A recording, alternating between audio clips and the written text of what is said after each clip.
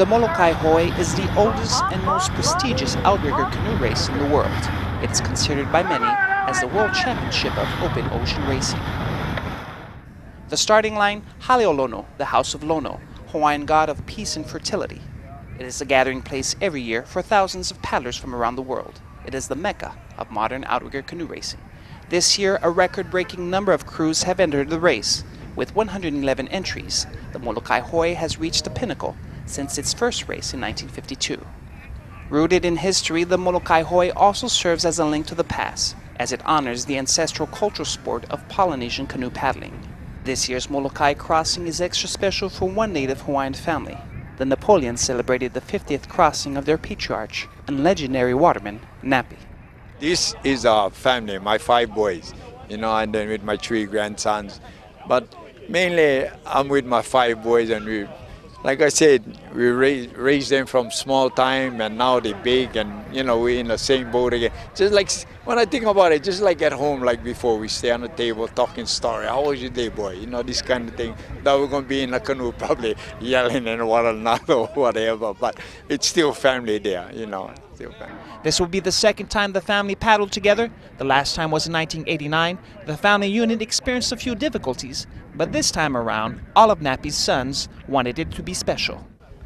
Well, I think everybody, like for me, a dream is to live, everybody's got to die sooner or later, and for me, my dad and my mom to be around right now, and I hope they're around a lot longer than a long time. But it's special. I mean, I've been coming here since '71. I think was my first year as kids, so that's why I think this year my parents are saying leave the young kids home, but we can't do that. They didn't do that, so I wasn't about to. So I brought all our grandkids over, all my dad's grandkids and my nieces, and it's going to be like an old time, but in the 20th century, I guess. Yeah. I tell you this right now, I couldn't beat him till he was about 65, and I was about 18, bro.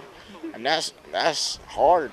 I mean, I wasn't really training as much as them guys, but still, yet for a 65-year-old guy, and I tell you, he would beat half of the guys out there. Not only in a 6-man, but in a 1-man, which is only you. 6-man, you kind of get that slack, but 1-man, that's hard.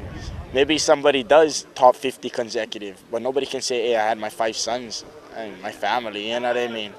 You probably can be a 50, but you probably going to be with a different crew. Or 5 people you knew all your life, but you kind of say that was your blood, you know what I mean? Or your family.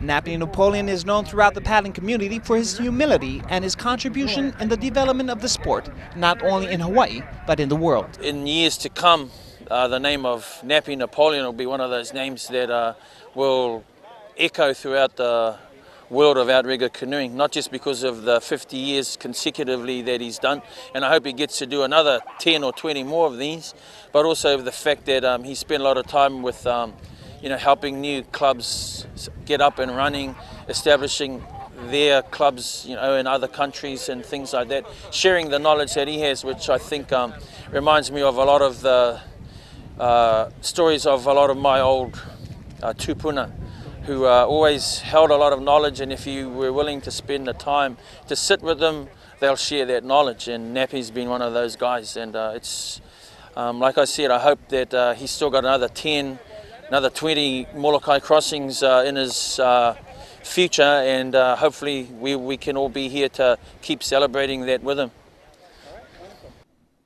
With the many accolades Nappy has collected throughout the years, his 6 victories in the Molokai Hoe, a dozen World Sprint Championship titles, Nappy has been blessed with a family that shared his passion for the sea. My boys, they all went in the water from young time, on the surfboard from young time. So, and they enjoy that, I guess what happened is, like me and my wife, we've been surfing or paddling, and then the boys, they're always following us, so just like they got into it, not like they do their own thing, we just leave them on the side. We always was together, beach together, come home, my wife cooking, we doing yard work, they singing, then we sit on a table, we pulley, and we talk, yeah, how was your day today in school? We know what's going on in school with them. Nowadays, I don't think too much family does do that because they always come with, oh, we gotta work, we gotta make money, but I don't really think they have to do that. You know, just live within your means, you're all right. You know, we just like every other family, we get hard time, we get our mortgage gotta pay, you know, but somehow we, you know, there's a way you can manage, you know. 111 crews representing over 50 countries from around the world set out from Haleolono Harbor on this Sunday morning in the month of October. The crews battled it out across the treacherous Kaiwi Channel, considered one of the world's most dangerous waterways due to its difficult navigational conditions. This year, a small craft advisory was posted. In 10 to 12-foot swells, the paddlers raced 41 miles for the coveted crown of world champion. The 56 Molokai Hoe was highlighted by the record-breaking performances by the teams from Tahiti. Shell Va'a, last year's winner and record holder, bettered its time by 6 minutes en route to another Tahiti victory. The 4-hour, 40-minute, 23-second pace on a 41-mile open sea course is a new record. Shell Va'a coach Teiva Gerard could not be more pleased by his team's performance. Oh yeah, lots of happiness for our country first, and for the guys too, because I know they work so hard for this race, so I'm happy for them. In second place, another team from Tahiti eclipsed the old record. Team OPT crossed the finish line in 4 hours and 43 minutes. The first crews from Hawaii came in third and fourth, with Team New Zealand Hawaii leading the way in 4 hours and 56 minutes. The Hawaiian Canoe Club from Maui finished fourth in 4 hours and 58 minutes, some 18 minutes behind the winners. It's quite impressive, Tahiti right now. Shell and OPT, just because it's basically they had their own race and we had our own race. I give those guys credit. It's good to come back and win it in the surf, because now they can, there's no question, right? I mean, now they can say that they've done it. They've done it all, and they'll do it anytime. Finishing a respectable 56th place out of the 111 crews that started the race, the Napoleons could not be more proud of their father's accomplishment.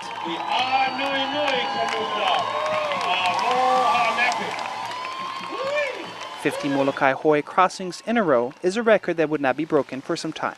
A celebration ensued at the Ewa Inn of the Duka Hanamoku Beach. Family, friends, and onlookers gathered to congratulate Nappy Napoleon's extraordinary feat. So how was it out there? Oh, it was hard, but was fun, I guess, yeah. Yeah, I had fun. Little yelling, but it was good. David, emotional, huh? Whew. Yeah, pretty much.